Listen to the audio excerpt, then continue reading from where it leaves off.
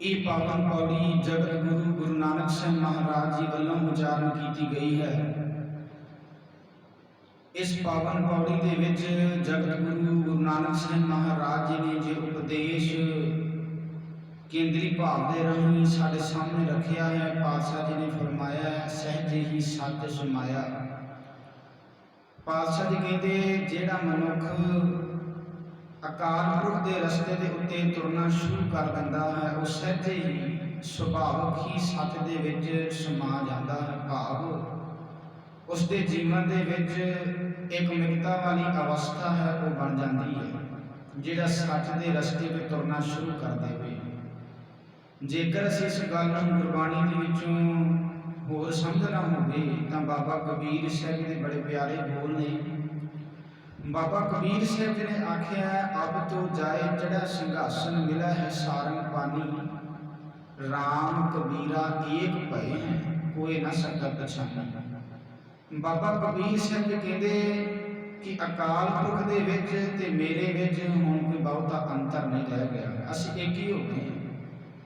हुण इस तरह नहीं असीं कहांगे कि बाबा कबीर साहब का कोई रूप है जिहड़ा चेंज हो गया, नहीं। बाबा कबीर साहब जी ने आख्या राम कबीरा एक भय, भाव जिहड़े गुण अकाल पुरख दे विच ने वो गुण हुण मेरे जीवन दे विच भी आ गए। मैं रब्बी गुणां नूं अपने जीवन दे विच कमा लिया है ते हुण साडे विच कोई भेद नहीं रह गया। राम कबीरा एक भय, असीं एक ही हो गए हैं। ते भगत रविदास जी ने अपनी बाणी दे विच जिथे ये पावन बोल दर्ज कीते ने कि तू ही मोही मोही तू ही अंतर कैसा, कानक काटक जल तरंग जैसा। भगत रविदास जी कहते हे रब जी, हे अकाल पुरख जी, तुहाडे विच ते मेरे विच तुहाडे विच कोई बहुता अंतर नहीं है। किन्ना कुछ अंतर है, जिवें सोना ते सोने तो बने हुए गहने, पानी ते पानी दे विचों पैदा होया बुलबुला।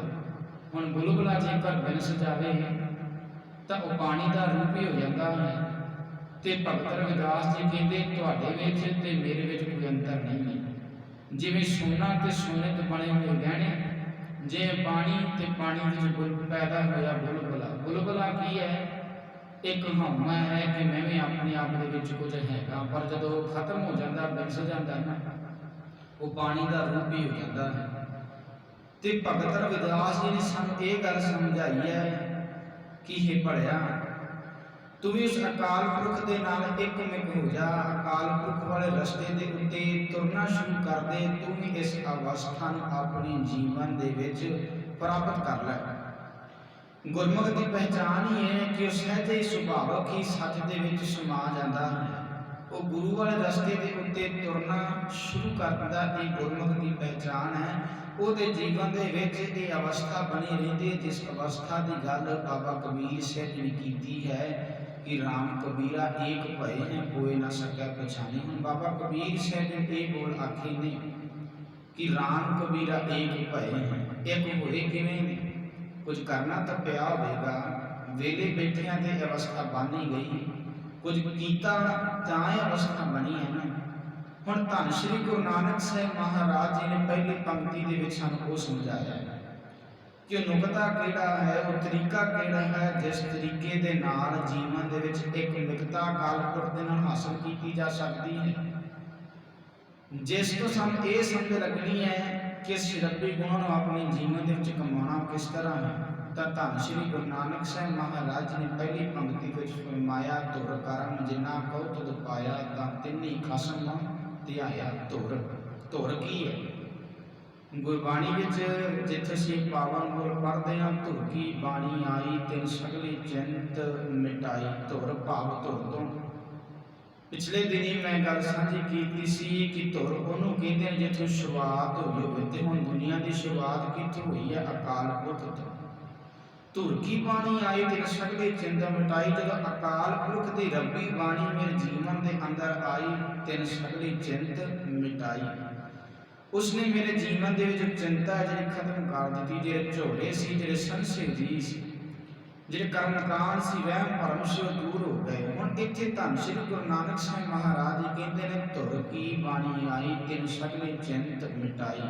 धुर भाव जिथों शुरुआत हुई है, कर्म भाव बख्शिश, ਧੁਰ ਦਾ ਮਤਲਬ ਅਸੀਂ ਇੱਥੇ ਅਰਥ ਅਸੀਂ ਅਕਾਲ ਪੁਰਖ ਵੀ ਕਰ ਸਕਦੇ ਹਾਂ, ਪਰਮਾਤਮਾ ਵੀ ਕਰ ਸਕਦੇ ਹਾਂ, ਪ੍ਰਭੂ ਵੀ ਕਰ ਸਕਦੇ ਹਾਂ। ਧੁਰ ਕੀ ਬਾਣੀ ਆਈ, ਜਿਸ ਮਨੁੱਖ ਦੇ ਉੱਤੇ ਅਕਾਲ ਪੁਰਖ ਦੀ ਬਖਸ਼ਿਸ਼ ਹੋ ਗਈ, ਧੁਰ ਕੀ ਬਾਣੀ ਆਈ, ਤਿਲ ਸਗਲੀ ਚਿੰਤ ਮਿਟਾਈ। ਹੁਣ ਇੱਥੇ ਧੰਨ ਸ਼੍ਰੀ ਗੁਰੂ ਨਾਨਕ ਸਾਹਿਬ ਮਹਾਰਾਜ ਜੀ ਕਹਿੰਦੇ ਨੇ, ਜਿਨ੍ਹਾਂ ਨੂੰ ਅਕਾਲ ਪੁਰਖ ਦੇ ਕੋਲੋਂ ਬਖਸ਼ਿਸ਼ ਪ੍ਰਾਪਤ ਹੋ ਗਈ, ਧੁਰ ਕਰਮ ਜਿਨ੍ਹਾਂ ਕੋ ਤਦ ਪਾਇਆ, ਤਾਂ ਤਿੰਨੀ ਖਸਮ ਧਿਆਇਆ, ਤਾਂ ਉਹਨਾਂ ਨੇ ਆਪਣੇ ਜੀਵਨ ਦੇ ਵਿੱਚ ਖਸਮ ਨੂੰ ਧਿਆਇਆ ਹੈ। ਹੁਣ ਖਸਮ ਨੂੰ ਧਿਆਉਣਾ ਕੀ ਹੈ? ਜਿਨ੍ਹਾਂ ਉੱਤੇ ਬਖਸ਼ਿਸ਼ ਹੋ ਗਈ, ਇਹ ਬਖਸ਼ਿਸ਼ ਜਿਨ੍ਹਾਂ ਨੂੰ ਮਿਲੀ ਅਕਾਲ ਪੁਰਖ ਤੋਂ, ਉਹਨਾਂ ਨੇ ਗੁਰੂ ਵਾਲੇ ਰਸਤੇ ਦੇ ਉੱਤੇ ਤੁਰਨਾ ਸਿੱਖ ਲਿਆ, ਤਾਂ ਤਿੰਨੇ ਖਸਮ ਧਿਆਇਆ। ਉਹ ਜੀਵਨ ਦੇ ਵਿੱਚ ਜਿਹੜਾ ਵੀ ਕੰਮ ਕਰਦੇ ਨੇ ਨਾ, ਗੁਰੂ ਤੋਂ ਪਰੇ ਜਾ ਕੇ ਨਹੀਂ ਕਰਦੇ, ਗੁਰੂ ਦੇ ਅਨੁਸਾਰ ਹੀ ਹੋ ਕੇ ਕਰਦੇ ਨੇ। ਹੁਣ ਇਹ ਬਖਸ਼ਿਸ਼ ਹੁੰਦੀ ਕਿਸ ਤਰ੍ਹਾਂ? ਬਖਸ਼ਿਸ਼ ਇਹ ਪ੍ਰਾਪਤ ਕਰਨ ਵਾਸਤੇ ਕੁਝ ਕਰਨਾ ਤਾਂ ਪੈਣਾ ਹੈ। ਐਵੇਂ ਤਾਂ ਨਹੀਂ ਕਿ ਅਸੀਂ ਆ ਕੇ ਗੁਰਦੁਆਰੇ ਅਰਦਾਸਾਂ ਕਰੀ ਚਲੇ ਗਏ ਕਿ ਅਕਾਲ ਪੁਰਖ ਜੀ ਸਾਡੇ ਤੇ ਬਖਸ਼ਿਸ਼ ਕਰ ਦਿਓ, ਸਾਡੇ ਤੇ ਬਖਸ਼ਿਸ਼ ਕਰ ਦਿਓ, ਤੇ ਅਸੀਂ ਬਖਸ਼ਿਸ਼ ਦੇ ਪਾਤਰ ਬਣ ਜਾਵਾਂਗੇ। ਨਹੀਂ, ਇਸ ਤਰ੍ਹਾਂ ਬਖਸ਼ਿਸ਼ ਨਹੀਂ ਹੁੰਦੀ। ਤੇ ਪਿਛਲੇ ਦਿਨ ਵੀ ਅਸੀਂ ਇਸ ਗੱਲ ਨੂੰ ਸਮਝਿਆ ਸੀ ਕਿ ਅਕਾਲ ਪੁਰਖ ਦੀ ਬਖਸ਼ਿਸ਼ ਸਭਨਾਂ ਤੇ ਹੈ, ਪਰ ਜੇਕਰ ਅਸੀਂ ਇਸ ਬਖਸ਼ਿਸ਼ ਨੂੰ ਲੈਣਾ ਚਾਹੁੰਦੇ ਹਾਂ ਤਾਂ ਸਾਨੂੰ ਕੁਝ ਕਰਨਾ ਪਵੇਗਾ। ਬਖਸ਼ਿਸ਼ ਸਭਨਾਂ ਤੇ ਹੈ, ਪਰ ਇਹ ਵੇਖਣਾ ਪਵੇਗਾ ਕਿਹੜਾ ਬਖਸ਼ਿਸ਼ ਲੈਣਾ ਚਾਹੁੰਦਾ ਹੈ ਤੇ ਕਿਹੜਾ ਬਖਸ਼ਿਸ਼ ਨਹੀਂ ਲੈਣਾ ਚਾਹੁੰਦਾ। ਤੇ ਜੇਕਰ ਅਸੀਂ ਇਸ ਬਖਸ਼ਿਸ਼ ਨੂੰ ਪ੍ਰਾਪਤ ਕਰਨਾ ਹੈ ਤਾਂ ਪਾਤਸ਼ਾਹ ਜੀ ਨੇ ਆਖਿਆ ਤੇ ਇੱਕ ਕੰਮ ਕਰਨਾ ਪੈਣਾ। ਉਹ ਕੰਮ ਹੈ ਮਨ ਵਿੱਚ ਸਤਿਗੁਰ ਕੇ ਪਾਸ ਤਿਸ ਸੇਵਕ ਕੇ ਕਾਰਜ ਰਾਸ। ਤੇ ਇੱਥੇ ਆ ਕੇ ਆਪਾਂ ਸਮਰਪਿਤ ਕਰਨਾ ਪੈਣਾ ਹੈ, ਤੈਨੂੰ ਇੱਥੇ ਆ ਕੇ ਆਪਣਾ ਮਨ ਵੇਚਣਾ ਪੈਣਾ ਹੈ। ਤਾਂ ਫਿਰ ਤੈਨੂੰ ਕਹਿਣ ਦੀ ਲੋੜ ਨਹੀਂ, ਜੇਕਰ ਤੂੰ ਮਨ ਵੇਚ ਦਿੱਤਾ ਨਾ, ਫਿਰ ਤੈਨੂੰ ਕਹਿਣ ਦੀ ਲੋੜ ਨਾ ਪਵੇਗੀ ਕਿ ਅਕਾਲ ਪੁਰਖ ਜੀ ਮੇਰੇ ਤੇ ਬਖਸ਼ਿਸ਼ ਕਰਦਾ, ਫਿਰ ਤੇਰੇ ਤੇ ਆਪਣੇ ਆਪ ਬਖਸ਼ਿਸ਼ ਹੋ ਜਾਵੇ। ਧੁਰ ਕਰਮ ਜਿਨ੍ਹਾਂ ਕੋ ਤਦ ਪਾਇਆ, ਤਾਂ ਤਿੰਨੀ ਖਸਮ ਧਿਆਇਆ। ਧੰਨ ਸ਼੍ਰੀ ਗੁਰੂ ਨਾਨਕ ਸਾਹਿਬ ਮਹਾਰਾਜ ਜੀ ਕਹਿੰਦੇ, ਜਿਨ੍ਹਾਂ ਨੂੰ ਅਕਾਲ ਪੁਰਖ ਦੇ ਕੋਲੋਂ ਬਖਸ਼ਿਸ਼ ਪ੍ਰਾਪਤ ਹੋ ਗਈ ਤਾਂ ਤਿੰਨੀ ਖਸਮ ਧਿਆਇਆ। ਉਹਨਾਂ ਨੇ ਆਪਣੇ ਜੀਵਨ ਦੇ ਵਿੱਚ ਖਸਮ ਨੂੰ ਧਿਆਇਆ ਹੈ। ਜਿੱਥੇ ਅਸੀਂ ਪਾਵਨ ਬਾਣੀ ਦੇ ਵਿੱਚ ਪਾਵਨ ਕੋਲ ਪੜ੍ਹਦੇ ਹਾਂ ਨਾ, ਉਠਤ ਬੈਠਤ ਸੋਵਤ ਧਿਆਈਆ ਮਾਰਗ ਚਲਤ ਹਰੇ ਹਰਿ ਗਾਈਏ। ਉਹ ਉੱਠਦਿਆਂ ਬਹਿੰਦਿਆਂ ਸੌਂਦਿਆਂ ਜਾਗਦਿਆਂ ਉਸ ਅਕਾਲ ਪੁਰਖ ਨੂੰ ਚੇਤੇ ਰੱਖਦੇ ਨੇ। ਜੋ ਵੀ ਕੰਮ ਕਰਦੇ ਨੇ ਉਹਨਾਂ ਨੂੰ ਰੱਬ ਚੇਤੇ ਹੁੰਦਾ ਹੈ। ਹਾਥ ਪਾਉ ਕਰ ਕਾਮ ਸਭ ਚੀਤ ਨਿਰੰਜਨ ਨਾਲ ਉਹਨਾਂ ਦੇ ਜੀਵਨ ਦੇ ਵਿੱਚ ਅਵਸਥਾ ਬਣ ਜਾਂਦੀ ਹੈ। ਉਹਨਾਂ ਦੇ ਜੀਵਨ ਦਾ ਰੱਬੀ ਗੁਣ ਆ ਜਾਂਦੇ ਨੇ ਤੇ ਰੱਬੀ ਗੁਣਾਂ ਨੂੰ ਆਪਣੀ ਜੀਵਨ ਦੇ ਵਿੱਚ ਕਮਾ ਕੇ ਹੀ ਉਹ ਗੁਰੂ ਦੇ ਰਸਤੇ ਉੱਤੇ ਚੱਲਦੇ ਨੇ। ਤੇ ਇਸ ਬਖਸ਼ਿਸ਼ ਨੂੰ ਪ੍ਰਾਪਤ ਕਰਕੇ ਉਹ ਆਪ ਰੱਬੀ ਗੁਣਾਂ ਨੂੰ ਆਪਣੇ ਜੀਵਨ ਦੇ ਵਿੱਚ ਕਮਾਉਂਦੇ ਨੇ। ਜਦੋਂ ਉਹ ਮਨ ਵੇਚ ਦਿੰਦੇ ਨੇ ਤੇ ਉਹਨਾਂ ਦੇ ਉੱਤੇ ਗੁਰੂ ਦੀ ਬਖਸ਼ਿਸ਼ ਹੋ ਜਾਂਦੀ ਹੈ। ਇਹ ਹੈ ਖਸਮ ਨੂੰ ਧਿਆਉਣਾ, ਉਸ ਨੂੰ ਚੇਤੇ ਰੱਖਣਾ, ਅਕਾਲ ਪੁਰਖ ਦੇ ਅਨੁਸਾਰੀ ਆਪਣਾ ਜੀਵਨ ਬਤੀਤ ਕਰਨਾ। ਇਹ ਹੈ ਖਸਮ ਨੂੰ ਧਿਆਉਣਾ। ਅੱਗੇ ਪਾਤਸ਼ਾਹ ਜੀ ਕਹਿੰਦੇ, ਇਹਨਾਂ ਜਨਤਾ ਕੈ ਵਸ ਕਿਛ ਨਾਹੀ ਤੁਧ ਵੇਖੀ ਜਗਤ ਉਪਾਇਆ। ਇਹਨਾਂ ਜਨਤਾ ਦੇ ਵਸ ਦੇ ਵਿੱਚ ਕੁਝ ਵੀ ਨਹੀਂ। ਹੁਣ ਇਸ ਗੱਲ ਨੂੰ ਸਾਨੂੰ ਸਮਝਣਾ ਪਵੇਗਾ ਕਿ ਜਨਤਾ ਦੇ ਵਸ ਕੀ ਨਹੀਂ। ਹੁਣ ਇੱਕ ਉਦਾਹਰਨ ਅਸੀਂ ਸਮਝਣ ਦਾ ਯਤਨ ਕਰੀਏ। ਉਦਾਹਰਨ ਰਾਹੀਂ ਕਿ ਜਿਵੇਂ ਅਕਾਲ ਪੁਰਖ ਦਾ ਨਿਯਮ ਹੈ, ਸਿਸਟਮ ਹੈ, ਹੁਕਮ ਕਹਿ ਸਕਦੇ ਅਸੀਂ ਕਿ ਜਦੋਂ ਅਸੀਂ ਛੱਤ ਤੇ ਖਲੋ ਕੇ ਪਾਣੀ ਨੂੰ ਉਤਾਨ ਵਿੱਚ ਚਾਹੇ ਸੁੱਟੀਏ ਨਾ ਤੇ ਪਾਣੀ ਨੇ ਥੱਲੇ ਨਹੀਂ ਆਉਣਾ। ਇਸੇ ਤਰ੍ਹਾਂ ਜੇਕਰ ਕੋਈ ਅਸੀਂ ਵੱਡਾ ਜਿਹੜਾ ਕੋਈ ਪੱਥਰ ਉਤਾਂ ਨੂੰ ਸੁੱਟਾਂਗੇ ਤਾਂ ਇਹ ਨਿਯਮ ਹੈ ਕਿ ਉਤਾਂ ਨੂੰ ਚਾਹੇ ਜਿੰਨਾ ਮਰਜ਼ੀ ਸੁੱਟ ਲਈਏ ਉਹ ਫਿਰ ਥੱਲੇ ਨਹੀਂ ਆਵੇਗਾ, ਧਰਤੀ ਵੱਲ ਉਸਨੇ ਆਉਣਾ ਹੀ ਆਉਣਾ। ਇਹ ਹੁਕਮ ਹੈ, ਸਿਸਟਮ ਹੈ। ਹੁਣ ਰੱਬੀ ਸਿਸਟਮ ਦੇ ਵਿੱਚ ਅਕਾਲ ਪੁਰਖ ਨੇ ਇਹ ਬਣਾ ਦਿੱਤਾ, ਨਿਯਮ ਬਣਾ ਦਿੱਤਾ ਕਿ ਅੱਗ ਦਾ ਕੰਮ ਹੈ ਜਿਹੜਾ ਸਾੜਨਾ ਹੈ, ਅੱਗ ਸਾੜਨ ਦਾ ਕੰਮ ਕਰ ਰਹੀ ਹੈ। ਪਾਣੀ ਦਾ ਕੰਮ ਹੈ ਪਿਆਸ ਨੂੰ ਬੁਝਾਉਣਾ। ਪਾਣੀ ਕਦੇ ਆਨਾਕਾਨੀ ਨਹੀਂ ਕਰਦਾ ਕਿ ਮੈਂ ਤੁਹਾਡੀ ਪਿਆਸ ਨਹੀਂ ਬੁਝਾਵਾਂਗਾ। ਹੁਕਮ ਹੈ ਨਾ ਨਿਯਮ ਹੈ। ਅਕਾਲ ਪੁਰਖ ਦੇ ਹੁਕਮ ਦੇ ਵਿੱਚ ਇਹ ਚੱਲ ਰਹੇ ਨੇ। ਇਹਨਾਂ ਦੇ ਉੱਤੇ, ਅੱਗ ਦੇ ਉੱਤੇ, ਪਾਣੀ ਦੇ ਉੱਤੇ ਸਾਡਾ ਕੋਈ ਜ਼ੋਰ ਨਹੀਂ ਚੱਲ ਸਕਦਾ ਕਿ ਅਸੀਂ ਇਸ ਨਿਯਮ ਨੂੰ ਬਦਲ ਦਈਏ। ਇਹਨਾਂ ਜਨਤਾ ਕੇ ਵਸ ਕਿਛ ਨਾ ਤੁਧ ਵੇਖੀ ਜਗਤ ਉਪਾਇਆ। ਹੁਣ ਜਨਤਾ ਦੇ ਵਸ ਕੀ ਨਹੀਂ ਹੈ। ਹੁਣ ਅਕਾਲ ਪੁਰਖ ਨੇ ਕੁਝ ਸਿਸਟਮ, ਨਿਯਮ, ਹੁਕਮ ਬਣਾਏ ਨੇ। ਜੇਕਰ ਬੰਦਾ ਉਹਨਾਂ ਨੂੰ ਫੋਲੋ ਕਰਦਾ ਤਾਂ ਠੀਕ ਹੈ, ਜੇਕਰ ਨਹੀਂ ਕਰਦਾ ਤਾਂ ਉਸਦਾ ਜੀਵਨ ਹੈ ਜਿਹੜਾ ਖੁਆਰ ਹੁੰਦਾ। ਹੁਣ ਬੰਦਾ ਸੋਚੇ ਕਿ ਮੈਂ ਆਪਣਾ ਮਨ ਤਾਂ ਗੁਰੂ ਦੇ ਕੋਲ ਵੇਚਣਾ ਨਹੀਂ ਤੇ ਕਰਮ ਕਾਂਡ ਕਰਕੇ ਬਾਹਰੋਂ ਭੀਖ ਬਣਾ ਲਵਾਂ ਕਿ ਮੈਂ ਗੁਰਮੁਖ ਹਾਂ, ਪਖੰਡ ਕਰ ਲਵਾਂ, ਬਾਹਰੀ ਤੌਰ ਤੇ ਵਿਖਾਵਾ ਕਰ ਲੈਣਾ ਕਿ ਮੈਂ ਗੁਰਮੁਖ ਹਾਂ, ਪਰ ਅੰਦਰ ਗੁਰਮੁਖ ਦੀ ਵਾਲੀ ਭਾਵਨਾ ਨਾ ਹੋਵੇ, ਅੰਦਰ ਵੰਡ ਛਕਣ ਦੀ ਭਾਵਨਾ ਨਾ ਹੋਵੇ, ਤੇ ਇਹਦੇ ਨਾਲ ਅਕਾਲ ਪੁਰਖ ਦੀ ਬਖਸ਼ਿਸ਼ ਦਾ ਪਾਤਰ ਤਾਂ ਬਣਿਆ ਜਾਣਾ ਨਾ। ਪਿੱਛੇ ਵੀ ਅਸੀਂ ਇਸ ਗੱਲ ਨੂੰ ਬੜੀ ਬਰੀਕੀ ਦੇ ਨਾਲ ਸਮਝ ਕੇ ਆਏ ਹਾਂ ਸ਼ਲੋਕਾਂ ਦੇ ਵਿੱਚ ਕਿ ਲਿਖ ਲਿਖ ਪੜਿਆ ਤੇਤਾ ਕੜਿਆ ਬਹੁ ਤੀਰਥ ਭਵਿਆ ਤੇਤੋ ਲਵਿਆ ਬਹੁ ਭੇ ਕੀਆ ਦੇਹੀ ਦੁਖ ਦੀਆ ਸੋ ਵਿਜੀ ਆਪਣਾ ਕੀ ਆਨਣਾ ਖਾਇਆ ਸਾਧ ਗਵਾਇਆ ਬਹੁ ਦੁਖ ਪਾਇਆ ਦੂਜਾ ਭਾਇਆ ਪਸਤਰ ਨਾ ਪੈ ਰਹਿ ਐਨਸ ਕਹਿ ਰਹਿ ਮੋਨ ਵਿਭੂਤਾ ਕਿਉਂ ਜਾਗਿਆ ਗੁਰਬਿਨ ਸੁਤਾ ਪਾਗੇ ਪਿਤਾ ਨਾ ਆਪਣਾ ਕੀਆ ਕਮਾਣ ਆਲ ਮਲ ਖਾਈ ਸਿਰ ਛਾਈ ਪਾਈ ਮੂਰਖ ਅੰਧਾ ਪਤ ਗਵਾਈ ਬਿਨ ਨਾਮੈ ਕਿਛ ਖਾਏ ਨਾ ਪਾਈ ਰਹਿ ਬੇਬਾਣੀ ਮੜੀ ਵਿਸਾਣੀ ਅੰਧ ਨ ਜਾਣੇ ਫਿਰ ਪਛਤਾਨੀ ਸਤਿਗੁਰੂ ਭੇਟੇ ਸੋ ਸੁਖ ਪਾਏ ਹਰ ਕਾ ਨਾਮ ਮਨ ਵਸਾਏ। ਪਿੱਛੇ ਇਸ ਗੱਲ ਨੂੰ ਸਮਝਿਆ ਨਾ, ਬੰਦਾ ਜਿੰਨਾ ਮਰਜ਼ੀ ਕਰਮ ਕਾਂਡ ਕਰ ਲਵੇ, ਸੋਚੇ ਕਿ ਮੈਂ ਮਨ ਨਹੀਂ ਵੇਚਣਾ ਗੁਰੂ ਨੂੰ, ਆਪਸ ਸਮਰਪਿਤ ਨਹੀਂ ਕਰਨਾ, ਕਰਮ ਕਾਂਡ ਕਰ ਲੈਣਾ, ਤੀਰਥਾਂ ਦੇ ਨੰਗੇ ਪੈਰੀ ਚਲਾ ਜਾਣਾ, ਪੁੱਠੇ ਰੰਗ ਕੇ ਵੇਖ ਲੈਣਾ, ਜੰਗਲਾਂ ਦੇ ਵਿੱਚ ਚਲਾ ਜਾਂਦੇ ਆ, ਮੜੀਆਂ ਦੇ ਵਿੱਚ ਰਹਿ ਕੇ ਵੇਖ ਲੈਣਾ ਕਿ ਇਹਦੇ ਨਾਲ ਹੀ ਅਕਾਲ ਪੁਰਖ ਦੀ ਬਖਸ਼ਿਸ਼ ਹੋ ਜਾਵੇਗੀ। ਪਰ ਗੁਰੂ ਨਾਨਕ ਸਾਹਿਬ ਮਹਾਰਾਜ ਜੀ ਕਹਿੰਦੇ ਇਹਨਾਂ ਜਨਤਾ ਕੈ ਬਸ ਕਿਛ ਨਾਹੀਂ। ਰੱਬ ਜੀ ਨੇ, ਗੁਰੂ ਨੇ ਕਰਮ ਕਾਂਡਾਂ ਦੇ ਉੱਤੇ ਨਹੀਂ ਰਿਝਣਾ, ਉਹਨੇ ਕਾਹਦੇ ਤੇ ਰਿਝਣਾ? ਗੁਰੂ ਨੇ ਆਖਿਆ ਕਿ ਤੈਨੂੰ ਆਪਣਾ ਮਨ ਵੇਚਣਾ ਪੈਣਾ, ਜੇਕਰ ਮਨ ਵੇਚ ਦੇਵੇਗਾ ਤੇਰੇ ਉੱਤੇ ਗੁਰੂ ਦੀ ਬਖਸ਼ਿਸ਼ ਹੋ ਜਾਵੇਗੀ। ਇਹਨਾਂ ਜਨਤਾ ਕੈ ਬਸ ਕਿਛ ਨਾਹੀਂ, ਜਨਤਾ ਦੇ ਹੱਥ ਵਸ ਕੁਝ ਨਹੀਂ ਹੈ। ਜੇਕਰ ਮਨੁੱਖ ਸੋਚੇ ਕਿ ਮੈਂ ਵਰਤ ਰੱਖ ਕੇ ਅਕਾਲ ਪੁਰਖ ਨੂੰ ਮਨਾ ਲਵਾਂਗਾ ਤੇ ਉਹਦੀ ਬਖਸ਼ਿਸ਼ ਮੇਰੇ ਤੇ ਹੋ ਜਾਵੇਗੀ, ਪਾਤਸ਼ਾਹ ਕਹਿੰਦੇ ਨਹੀਂ। ਜੋ ਹੁਕਮ ਅਕਾਲ ਪੁਰਖ ਨੇ ਬਣਾ ਦਿੱਤਾ ਨਾ ਕਿ ਮਨ ਵੇਚ ਕੇ ਬਖਸ਼ਿਸ਼ ਹੋਣੀ ਹੈ, ਤਾਂ ਮਨ ਵੇਚ ਕੇ ਹੀ ਬਖਸ਼ਿਸ਼ ਹੋਵੇਗੀ, ਕਰਮ ਕਾਂਡ ਕਰਕੇ ਬਖਸ਼ਿਸ਼ ਨਹੀਂ ਹੋਣੀ। ਇਹਨਾਂ ਜਨਤਾ ਕੈ ਵਾਸ ਕਿਛ ਨਾਹੀਂ, ਤੁਧ ਵੇਖੀ ਜਗਤ ਉਪਾਇਆ। ਵੇਖੀ ਭਾਵ ਕਈ ਤਰ੍ਹਾਂ ਦੇ, ਕਈ ਕਿਸਮਾਂ ਦੇ ਇਸ ਦੁਨੀਆ ਦੇ ਵਿੱਚ, ਸੰਸਾਰ ਦੇ ਵਿੱਚ ਹੀ ਅਕਾਲ ਪੁਰਖ ਜਿਸ ਜੀਵ ਜੰਤੂ ਬਣਾਏ ਨੇ, ਇਹਨਾਂ ਦੇ ਵਾਸਤੇ ਵਿੱਚ ਕੁਝ ਵੀ ਨਹੀਂ ਹੈ। ਜੋ ਹੁਕਮ ਤੁਸੀਂ ਬਣਾ ਦਿੱਤਾ ਨਾ, ਜੇਕਰ ਉਸ ਹੁਕਮ ਨੂੰ ਸਮਝ ਲੈਣਗੇ ਤਾਂ ਬਖਸ਼ਿਸ਼ ਦੇ ਪਾਤਰ ਬਣ ਜਾਣਗੇ। ਜੇਕਰ ਸੋਚਣ ਕਿ ਕਰਮ ਕਾਂਡ ਕਰਕੇ ਹੀ ਬਖਸ਼ਿਸ਼ ਦੇ ਪਾਤਰ ਬਣਿਆ ਜਾਵੇਗਾ, ਫਿਰ ਪਾਤਸ਼ਾਹ ਜੀ ਕਹਿੰਦੇ ਨਹੀਂ, ਇਹ ਹੋਣਾ ਨਹੀਂ। ਜੇ ਹੁਕਮ ਹੈ, ਜੋ ਹੁਕਮ ਨੂੰ ਸਮਝ ਲਓ। ਹੁਕਮ ਕੀ ਹੈ? ਮਨ ਵਿੱਚ ਸਤਿਗੁਰ ਕੈ ਪਾਸ ਤੇ ਸੇਵਕੇ ਕਾਰਜ ਰਸ। ਪਾਤਸ਼ਾਹ ਨੇ ਬਾਣੀ ਵਿੱਚ ਵੀ ਆਖਿਆ ਨਾ, ਸਤਿਗੁਰ ਆਗੇ ਸੀਸ ਭੇਟ ਦੇਵੋ। ਜੇ ਸਤਿਗੁਰੂ ਸਾਚੀ ਭਾਵੇ ਤੇ ਸੀਸ ਭੇਟ ਕਰਨਾ ਪੈਣਾ। ਜਾਓ ਤੋ ਪ੍ਰੇਮ ਖੇਲਣ ਕਾ ਜਾਓ, ਸਿਰ ਧਰ ਗਲੀ ਗਲੀ ਮਰਿਆਓ। ਤੇ ਨਾ ਆਪਣੀ ਮਾਤੇ ਤੇ ਗੁਰੂ ਦੇ ਕੋਲ ਆ ਕੇ ਰੱਖਣੀ ਪੈਣੀ, ਤਾਂ ਤੂੰ ਬਖਸ਼ਿਸ਼ ਦਾ ਪਾਤਰ ਬਣੇਗਾ। ਇਹ ਨਿਯਮ ਹੈ। ਜਪਜੀ ਸਾਹਿਬ ਦੀ ਬਾਣੀ ਪੜ੍ਹ ਲਈਏ। ਜਪਜੀ ਸਾਹਿਬ ਦੀ ਬਾਣੀ ਵਿੱਚ ਵੀ ਧੰਨ ਸ਼੍ਰੀ ਗੁਰੂ ਨਾਨਕ ਸਾਹਿਬ ਮਹਾਰਾਜ ਨੇ 5 ਖੰਡਾਂ ਦੀ ਗੱਲ ਕੀਤੀ ਹੈ। ਤੀਜਾ ਖੰਡ ਉੱਤੇ ਹੈਗਾ ਸ਼ਰਮ ਖੰਡ। ਤੇ ਪਹਿਲਾ ਜਿਹੜਾ ਖੰਡ ਹੈ, ਕਿਸੇ ਨੂੰ ਪਤਾ ਇੱਥੇ ਕਿਹੜਾ ਖੰਡ ਹੈ?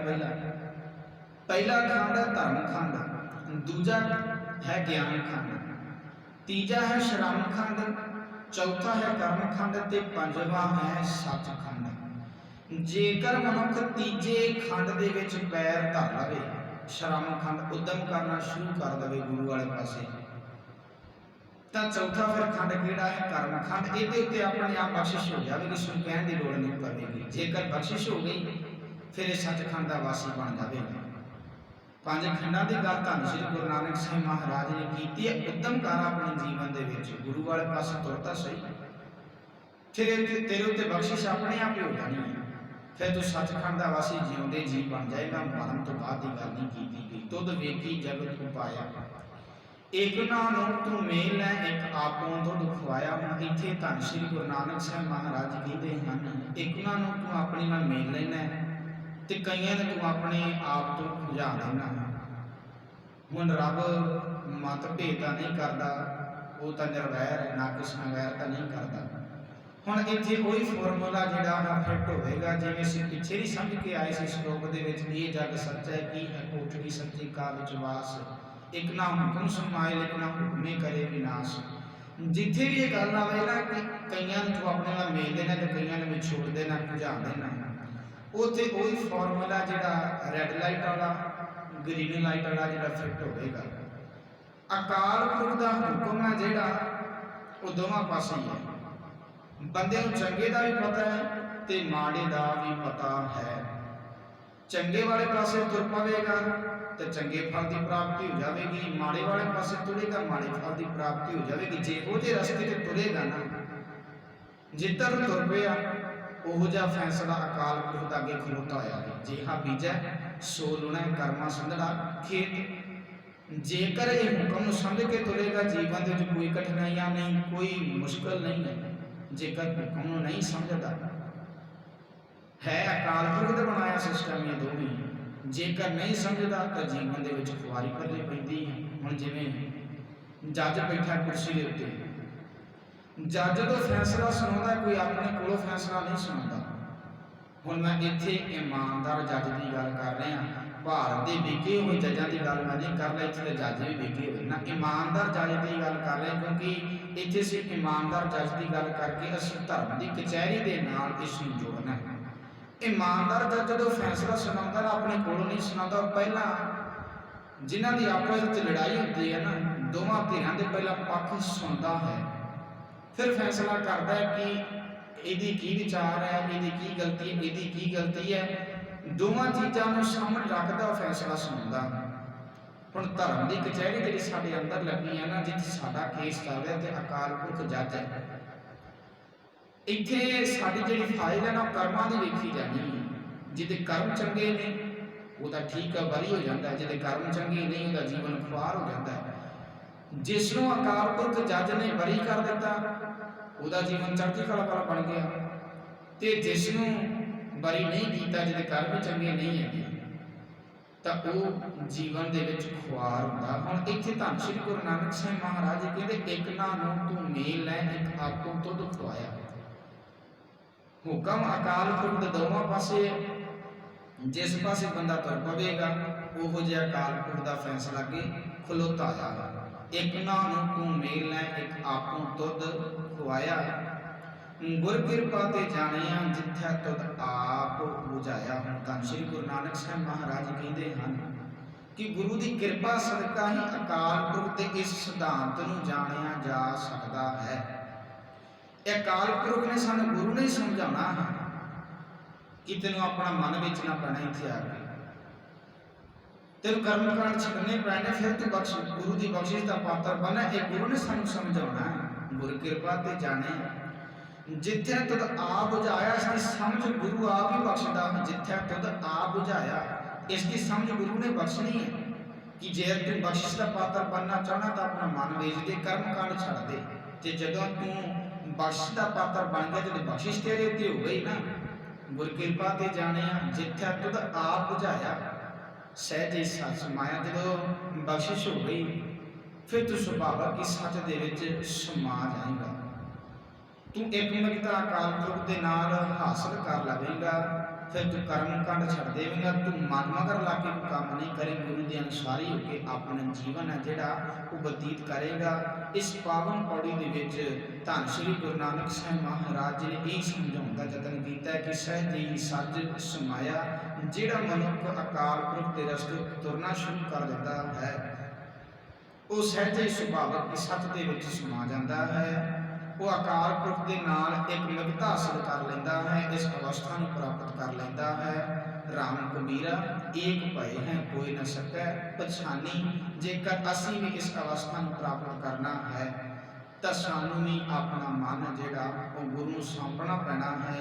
ਗੁਰੂ ਦੇ ਕੋਲ ਆ ਕੇ ਆਪਾਂ ਸਮਰਪਿਤ ਕਰਨਾ ਪੈਣਾ ਹੈ। ਫਿਰ ਸਾਨੂੰ ਕਹਿਣ ਦੀ ਲੋੜ ਨਹੀਂ ਹੈ ਕਿ ਸਾਡੇ ਉੱਤੇ ਬਖਸ਼ਿਸ਼ ਕਰ ਦਿਓ। ਜਦੋਂ ਮਨ ਵਿੱਚ ਤੇ ਸਾਡੇ ਤੇ ਆਪਣੇ ਆਪ ਹੀ ਬਖਸ਼ਿਸ਼ ਹੋ ਜਾਣੀ ਹੈ। ਵੈਸੇ ਬਖਸ਼ਿਸ਼ ਹੋ ਸਭਨਾਂ ਤੇ ਰਹੀ ਹੈ, ਪਰ ਸਾਡੇ ਤੇ ਹੈ ਕਿ ਅਸੀਂ ਬਖਸ਼ਿਸ਼ ਨੂੰ ਪ੍ਰਾਪਤ ਕਰਨਾ ਹੈ ਜਾਂ ਨਹੀਂ ਕਰਨਾ। ਜਦੋਂ ਬਖਸ਼ਿਸ਼ ਹੋ ਗਈ, ਸਹਿਜੇ ਸੱਚ ਸਮਾਇਆ, ਫਿਰ ਸੁਭਾਵਕ ਹੀ ਮਨੁੱਖ ਸੱਚ ਦੇ ਵਿੱਚ ਸਮਾ ਜਾਂਦਾ ਹੈ।